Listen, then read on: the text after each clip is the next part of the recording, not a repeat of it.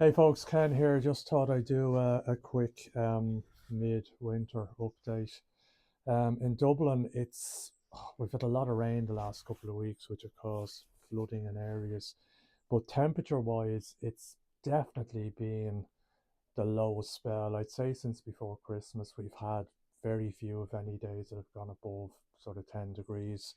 Now, normally in the last sort of five, it could be even 10 years, winters tend to be cold snaps for a week or two, and then it gets mild again, and it can get up to 11 or 12. But we're seeing very consistently now the sort of highs are around the 8 degree mark, and wind chill is also fairly severe, so that's a factor for the pond. um, in terms of heating, I have decided, you know, I just did a lot of reading on it, and there's very little benefit holding the pond at 12 degrees. It costs money. There's some very cold days. The heater runs twice a day to maintain that. What I did is about 3 or 4 weeks ago, I dropped the heater down to 9 degrees, which is in or about where the pond is sitting. The heater hasn't come on since. Now, I'm still feeding the fish once a day, just a small amount of mostly wheat germ and a little bit of smaller growth food for the smaller fish, and they're fine. They're very interested in it. They're looking for it. So as long as they are, I'll give it to them. Um, you probably wonder how I hold at 9 degrees, and the answer really is, and we go out here. Um, I'm covered. Well, I'm not covered. The pond is. Well, I am covered with a coat, but you've seen my covers before. They're not the most aesthetically beautiful thing you've ever seen, but I have 16 mil polycarbonate on it, and just a rudimentary wooden frame, held together with stainless steel brackets. I think they cost me, I built them about 4 years ago, for the pond's second winter, and they cost me about €800, with I'd say €600 of that being the polycarbonate itself. I did also build one for the back, although I don't use the back in the winter. So there's a small amount of water to keep the lilies going, and that's only 10 mil polycarbonate on the back. It's really just to keep the debris out. But it does hold the pond temperature very nicely. Like the first winter now, I only had the pond running on a pressure filter and had a stock in it that I had in the previous small pond, and it went down to at one stage to 2 degrees. So that it covers. There is a YouTube video, I might link to it in the description. One of the guys in the UK did, just talking about covered and uncovered. They really do make a difference.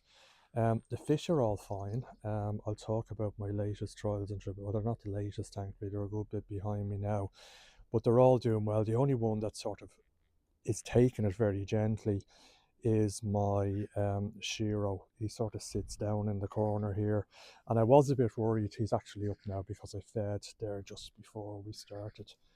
Um, he is fine. I was just a bit worried because one of those fish when you look at the pond a few times, you go, I actually haven't seen the Shiro. So I lifted the cover and saw him down in the corner, but I did keep an eye on him. And when I feed, he comes up and he's interested, and then he kind of swims around a bit and goes back down, and that's fine. He obviously just that's what he does in the lower temperatures. Um, Disease wise, you did see my previous videos where I found gill fluke, which I reckon was probably the reason I wasn't treating for gill fluke. But I got a very positive identity with a smaller fluke with four black dots on it. And I treated with Fluke X. Now, Fluke X for me is difficult because I've two goldfish, and you can't use Fluke X for anything other than koi. That wasn't stated initially when they marked it, but it has been clearly said since, and a few other breeders warned me, if you have goldfish, because they lost goldfish or had goldfish very badly affected by it. So I moved my goldfish into the top pond. This is towards the end of the summer.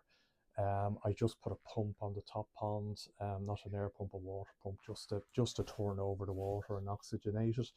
I treated the goldfish with some Lernix Pro I had, and I treated the main pond with the Fluke X. And I did one treatment, and then about 10 days later, I followed up with a second treatment, and I did the same with the top. And that seemed to get rid of my flukes. I won't say I hadn't any other problems, because I did have another problem. And the other problem was Costia. So they started flashing again, and I thought, oh, here we go, more fluke. But it actually wasn't, it was Costia. So I decided, because I've had so many ongoing problems, that I would try um, Alprex. So I got some of the Colombo Alprex. Now, I did read a fair bit about it, and there's a couple of posts on Koi Forum UK that people have actually had wipeouts. Now, it's going back a few years with Alprex. It is absolutely vital that your KH is at least 6 before you use it. Mine is, easily 6, so I did check it just to be sure. I did find, though, that it is a harsh treatment. The fish don't like it. So I put the first treatment in, which is on day 1, within sort of, I'd say, 10 or 15 minutes. The fish were, when you put in any treatments, they're agitated for, and they're swimming around, and like that lasted for, I say, until the next day they settled a little bit. Then I put in the second treatment, but having read, somebody said, it is hard, just put it in very slowly over a number of hours. I did that. They didn't react as badly. Um, the downside of it is that it turns the water green. So I went for it because I have had mixed results with FMG. It also, it takes 2 to 3 weeks to do a full FMG treatment. But I would probably go back to FMG, because it took about 6 to 8 weeks to actually clear the green water. I tried the UV, I did big water changes. It really does stain the water. I'm not sure what's in it, but there is, what's this stuff here, will remind me, there is acroflavin in it that turns the water green. And you know what, unless I had a persistent problem, I wouldn't use it again. It's good to have in the arsenal if I need it, but the fish found it very hard. But having said that, I did do the 2 treatments with it. I have not seen any flashing since. So that's the longest time in a couple of years that I haven't had fish flashing for one thing or another. So I'm delighted at that. The Cactoili versus the Blue Lab Guardian. Um, I, to be honest with you, I've said before, and there was another video went up from one of the UK YouTubers who bought a Cactoli with his own money.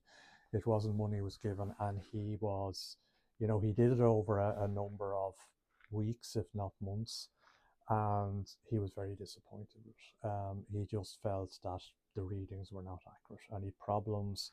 And he said Cactoili were very responsive, and I found them very responsive when I had a problem, I have to say. But the product's just, it's a pity. I hope it does get there, but at the moment it's just not accurate enough for what we want to do. The Blue Lab Guardian is, I think, the gold standard. They're not cheap, although I did get one in, I think it was the Czech Republic. They were by far the cheapest, and within the EU for me worked out well. But you can see with the Blue Lab Guardian, well, you probably can't see it, you can see the Blue Lab Guardian, it's the TDS is 200, while the Cactoili is telling me it's 239 or 240. The temperature is 9. That's in or about. I find with the Blue Lab Guardian, I think it's more accurate. I think the Cactoili reads about half a degree higher, which is within the margin of error, so I can't fault that, it's fine. The Blue Lab Guardian is saying 9, which is probably 8 point something. It rounds it up on this display. And the pH is 7.6. And now the Cactoili today is saying 7.68, but it normally reads, up around 7.8. It's 0.2, and they might say 0.2. Not a big deal, but on pH, if you drop 0.2 very quickly, it's a fair amount for the fish. So I kind of leave it there because it's on my phone and I have it, but yeah, wouldn't overly rate it. The other thing I had to do, I mentioned before that I had, and this is one I had to replace. I'll explain what happened to the last one. This is a GSM alarm, and there's a SIM in the back. So I got a SIM that cost me €10 a month, and I can set that up. And what it does is it monitors the power through this plugged into the thing. So if the power were to go in the shed, this thing is battery backed up, and it sends me a text to say the power's out, and then it sends me a text to say the power's back on. Now at this time of year, it's not that big a deal if I have a power cut. If I am heating in the summer, which I will be up to 22, 24 degrees, it could be a problem where I need to get something done. It is useful. The other one I had it sitting up here and the wire hanging down, and I was leaning the filter. I caught the wire and the yolk landed in the filter, submerged in water. Got it out very quickly, turned it off. I should have turned it off first. I was lucky I wasn't electrocuted, although it's only 12 volt. Um, Turned it off and dried it out, hot press, the usual stuff. Even got a bit of cleaner. It won't recognize the SIM card anymore for some reason, so it obviously damaged itself. So I had to replace it. I'll put a link to these up. They are useful. They're about €50 or £45 on AliExpress, and they're easy enough to set up. There's a little app on the phone. Now it's all done by text, but the app generates the text and sends it. When you're setting the time or putting your phone number in, you have to give it a phone number to alert, which is my number. But if I were to turn that off now, it sends a text to my phone. I can't show you because I'm using my phone, but it is, I'd say, within 10 seconds. You can do it. I know there's a service that the Smart Life app offers with these plugs, but it's not quick. It could be an hour. It could tell you an hour later your plug is offline, which is no use. You have to pay for it as well. It's not free. It's probably half the price of a SIM over a year, but it's not. You need to know potentially fairly quickly, either if I'm here myself or to alert someone. So stupid bloody things.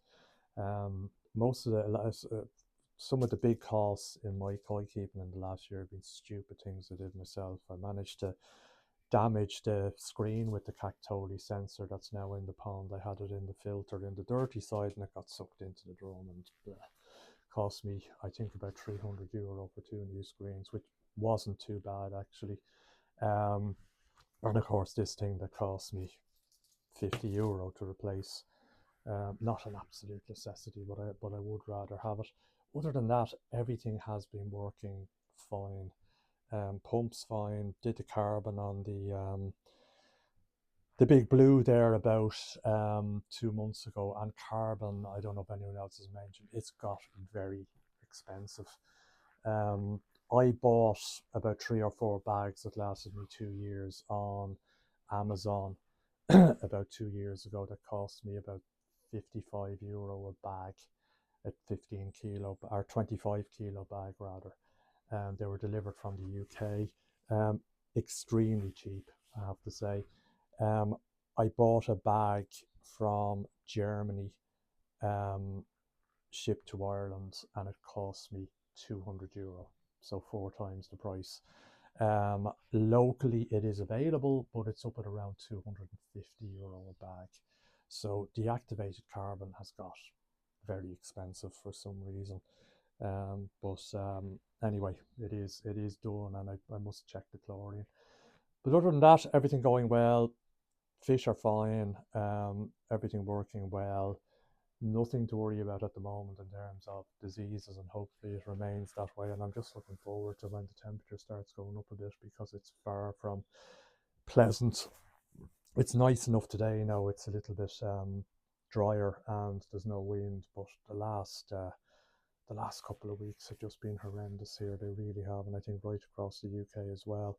And we're due for more of it again next week. But anyway, so I'll leave it at that. If you have any comments or questions, let me know. But hopefully I'll talk to you again in the spring when we're starting to gear up for the summer. Cheers.